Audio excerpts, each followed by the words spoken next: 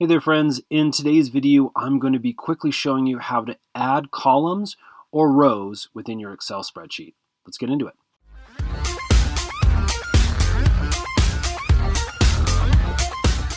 Okay, so as you can see, I've built a real basic Excel spreadsheet here.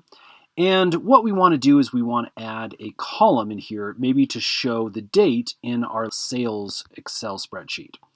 So what we can do is we can actually come up and we can select the row or column in this case that we want to insert one in front of.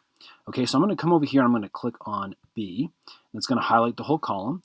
And then what I can do, make sure again you're on the home menu, is I can come over here and there's these little functionality that show up over in this area. And so what we can do is we can come over here to the insert and we can click that down arrow. Now as you can see, we have the option to insert sheet columns.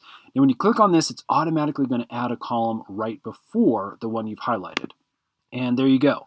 Now in this case, when you insert one, it's actually going to mirror the column that it's going to be placed after. Now, for some reason you don't like this specific formatting that it mirrored, you can actually come over here and you can click this little down arrow.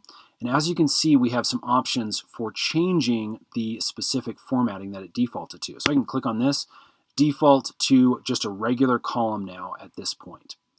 Go ahead and click that Control Z, and we can delete that column completely. So now that we know how to insert a column, let's say we want to insert a row now.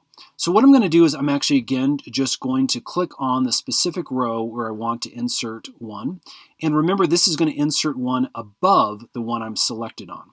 So again, I'm selected on number 3. I'm going to come over here, click that little insert button, and I'm going to click on Insert Sheet Rows. Now, as you can see, it adds a blank row right above the one where I was selected on. Again, you've got this little formatting button that you can use if you want to change the default format. Friends, it's that easy. Hope this has helped. If it has, hit that thumbs up button and get creative. There's tons of ways you can add different rows, different columns, and really build your spreadsheet. Also, you may want to subscribe because we are actually making a bunch more Excel tutorials, and we're going to be releasing those videos really, really soon. Thanks so much for watching, friends, and we'll see you again